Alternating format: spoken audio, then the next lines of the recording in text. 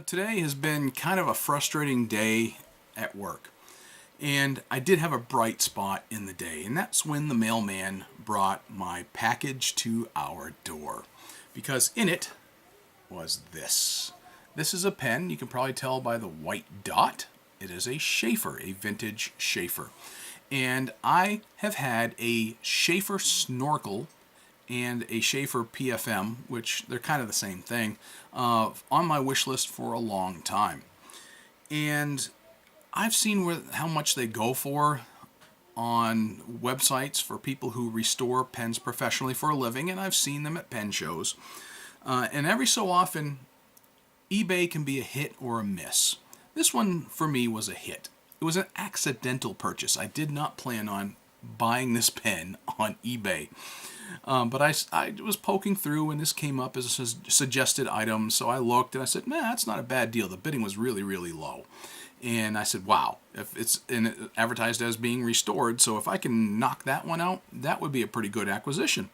So I got in on the bidding, and somebody else had bid a decent bid, so I went just above theirs, fully expecting to lose that auction. I was not expecting to win whatsoever.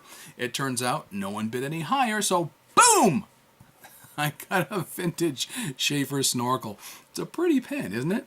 Matter of fact, I do believe that Sheaffer classified this as their Aqua. Yeah, I wrote it down. Now, what I'm going to share with you, they're a pastel. I think they called this a pastel. So I did a little bit of research. Thanks to Richard Binder's website, I'll put up a link to some of the Sheaffer Snorkel pages that he's got.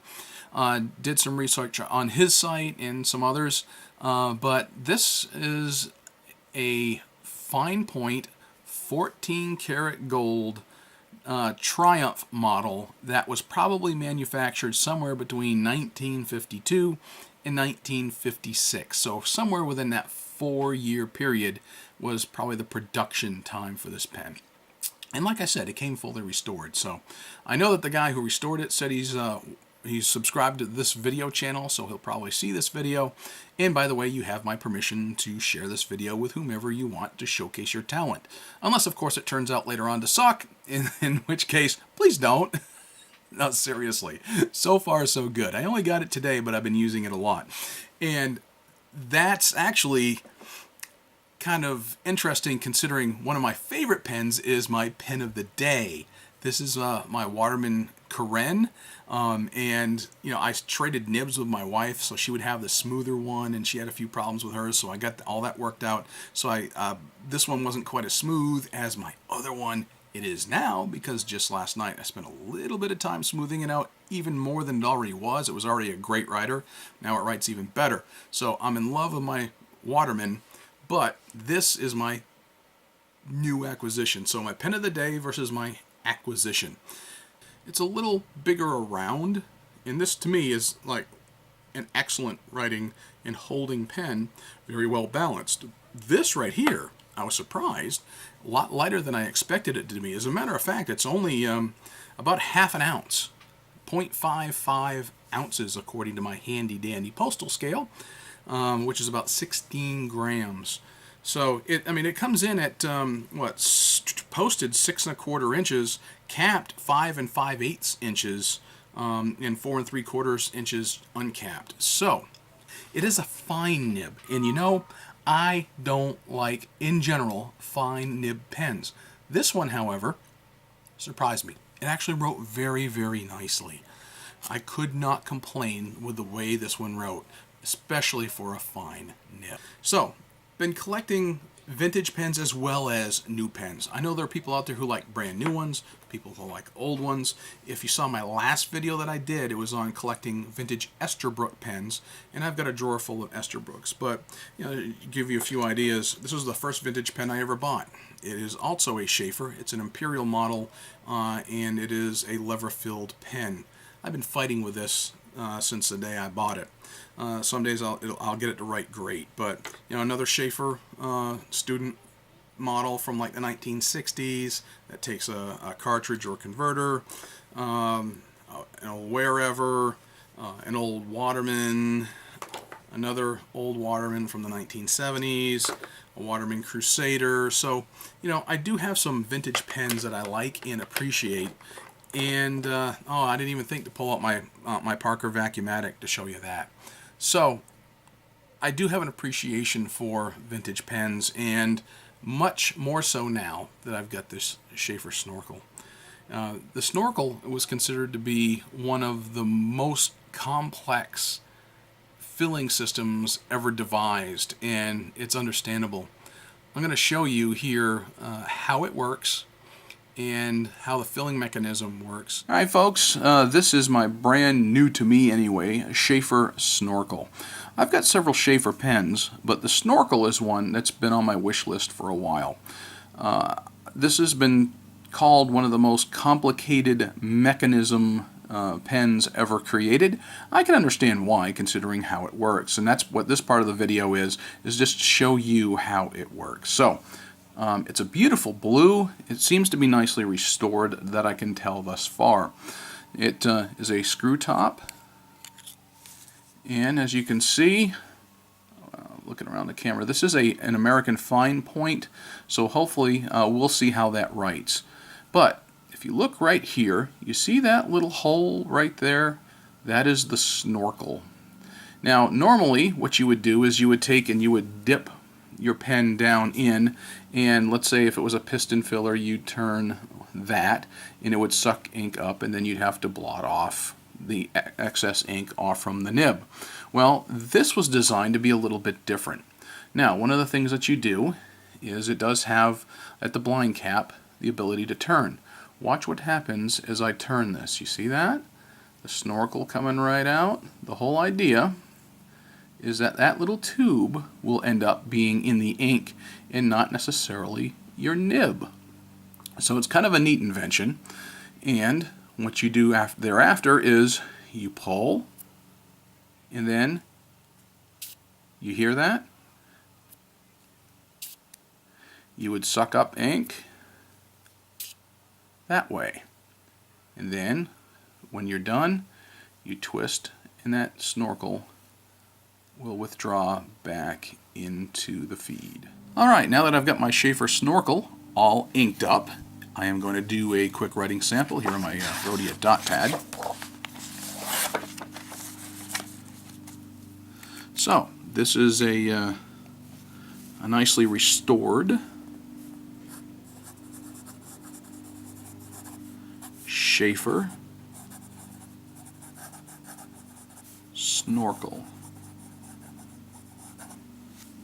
It has a fine nib, but I gotta be honest, I don't like fine nibs. This one here is one of the better fine writing nibs I've ever used. It actually has a decent amount of variation in the line. Not too bad. It's got a little spring in it, kind of a flexy nib, which I'm not used to seeing. It is a 14 karat nib, I do believe. So it's actually very nice and flexible. Been very impressed with it so far. Writes very nicely. It's got a little bit of feedback to it, but not so much as to be objectionable. My cat, you may hear, is trying to get into the act, and she's staying just outside of camera range, which is a good place for her. I'm using a Waterman Serenity Blue, as I want to do with older vintage pens. Use something like a Waterman rather than anything like a Noodler's or any of the newer inks that are out there. So actually it's one of my favorite blue inks as well, and it complements the pen very nicely. Alright, so you saw how it wrote. It fits very nicely in the hand. It's comfortable. It's very comfortable to have posted. You can unpost this pen, but it's just a hair short for me, for my big hands. So personally, I prefer it to be posted when I write with it.